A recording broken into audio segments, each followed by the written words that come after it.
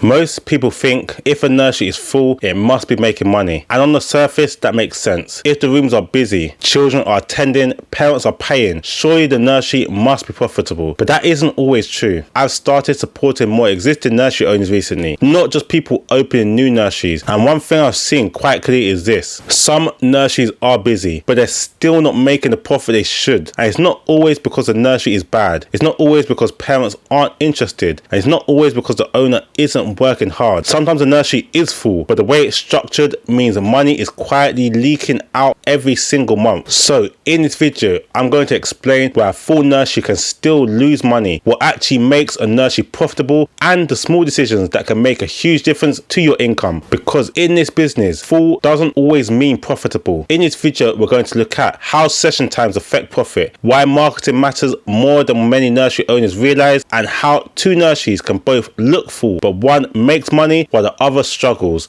But before we look at this properly, welcome to the channel.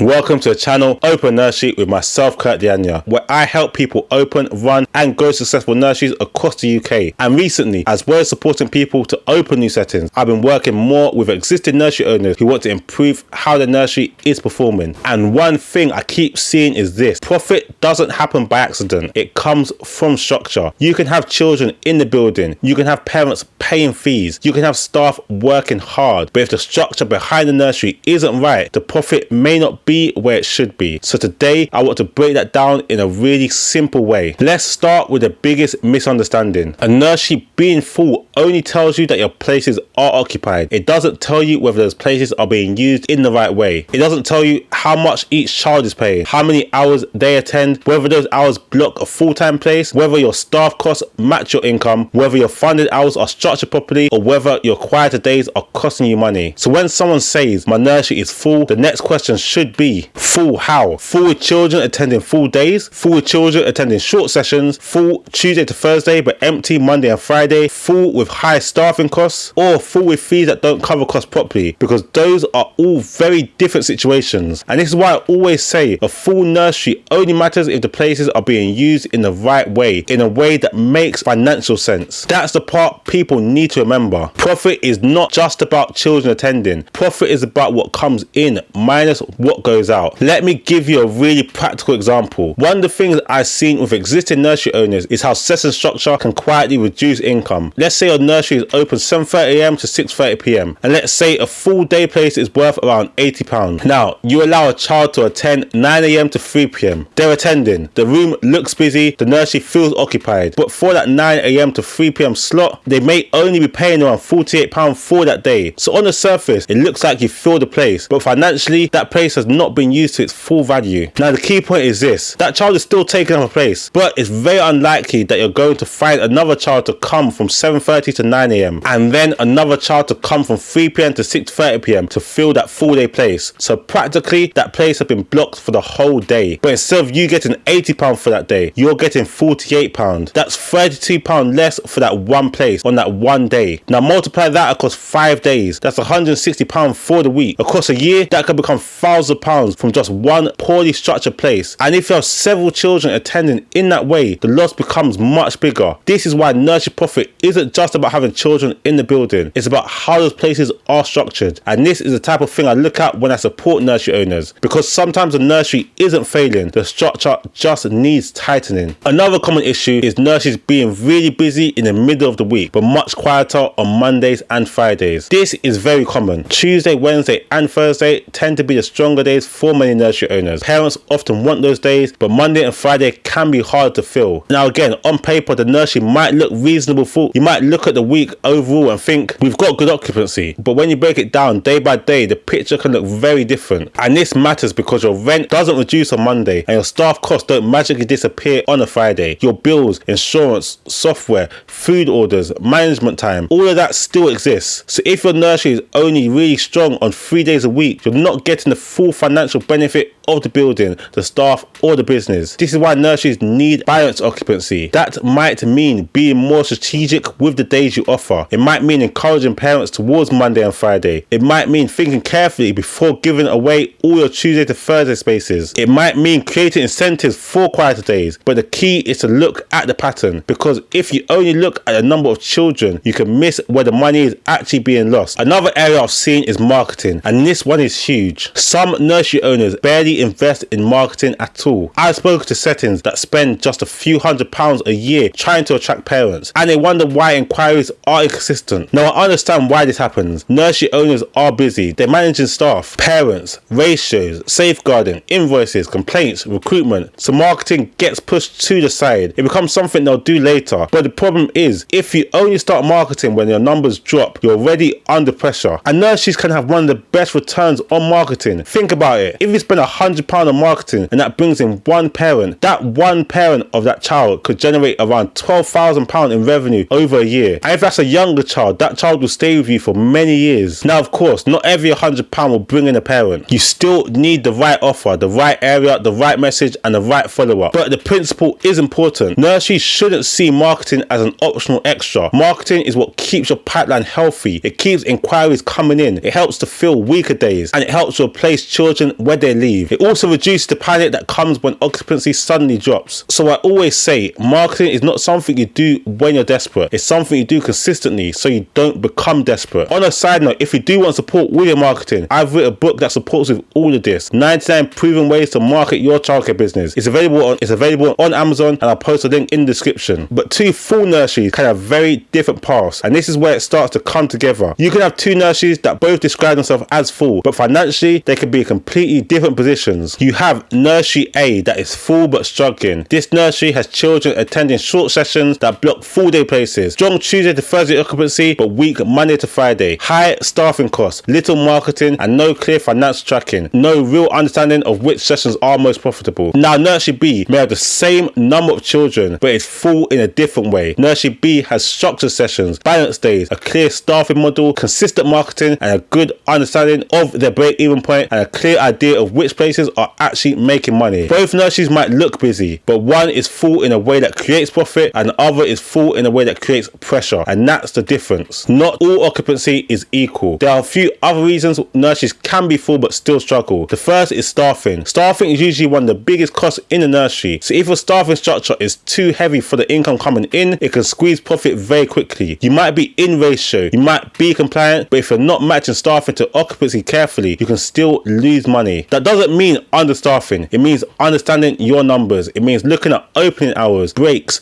room structure, age groups, and how staff are deployed throughout the day. The second issue is fees. Some nurseries are scared to increase fees, and I understand that. No one wants to upset parents. But if your rent has gone up, wages have gone up, food costs have gone up, utilities have gone up, and your fees have stayed the same, then your profit is being squeezed. At some point, the numbers have to reflect reality. Another issue is funded hours. Funding can work well only if you understand how it affects your income. You need to think about funded hours, stretch funding, meals, consumables, session structure, and how funded children fit into your business model. If you don't understand that properly, you can fill spaces and not generate the income you expected. And then there's financial monitoring. Some owners don't know their numbers clearly enough. They don't know their monthly income, their wage percentage, their break-even point, their occupancy by day, their average income per child, or their marketing return. And when you don't know these numbers, you're running on feeling. You might feel busy. You might feel like the nursery should be doing well, but feeling busy is not the same as being profitable. So what do profitable nurseries do differently? They know their numbers. They don't just hope things work out. They track what's happening. They know their break-even point. They know which days are weaker. They know which sessions make the most money. They understand staffing costs. They know how many children they need to cover their costs. They know when marketing is needed. They know whether fees need reviewing, and they make decisions based on the business, not just emotion. Now, that doesn't mean they don't care. A nursery should absolutely be caring caring, nurturing and child-centered, but it also needs to be financially structured, because if the business doesn't work, the care can't continue. That's the part people don't always want to talk about, but it's true. A nursery that is consistently under financial pressure will feel that pressure everywhere, on staffing, on resources, owner stress, management decisions and quality. So profit is not a selfish word. Profit gives the nursery stability. It allows you to invest in staff, improve the environment, support children better and build something that can last. So if you're watching this and thinking, this sounds like my nursery, or I'm planning to open and I don't want to make these mistakes, then the first step is to understand your numbers properly. You need to know what income you can realistically generate, what your staffing costs will be, what your rent and overhead look like, how many children you need to break even, and whether your sessions actually make financial sense. I've created 3 tools to help with this. You can use my nursery finance calculator to start working through your income, costs and potential profit. And if you're still planning your nursery, you can also download the free business plan to help you to think through the structure properly, because the earlier you understand this, the better. It's much easier to structure things properly before you open than to fix everything once you're already under pressure. And if you want support with this, that's exactly what I help with. If you're planning to open nursery, my course walks you through the process step by step, not just the exciting parts, but the business side too. Inside the course, I help you to understand how to choose the right building, how to calculate capacity, how to think about staffing, how to prepare for Ofsted, how to understand your costs, and how to open in a way that actually makes financial sense. So you're not just guessing, you're not just hoping it works, you're building it properly from the beginning. And if you already run a nursery, or you're looking at a building and want me to sense check the numbers, you can also book a consultation. We can look at your fees, your sessions, your occupancy, your marketing, your staffing structure, or the financial plan for the nursery you want to open. Sometimes one conversation can highlight something that is quietly costing you thousands, and if we can fix that early, it can make a real difference. So the main thing I want you to take from this video is this: a full nursery is not automatically a profitable nursery. Profit comes from structure, the way you price, the way you organize sessions, the way you fill your days, the way you staff, the way you market, the way you track your numbers. That's what makes a difference. So if you found this helpful, I'd recommend watching my video on nursery ratios next, because ratios are one of the biggest things that affect profit. And if you want help understanding your own nursery numbers, I'll put the links below to the finance calculator, the business template, the course and consultations. But finally, I want to thank you for watching, and I'll see you on the next video. God bless.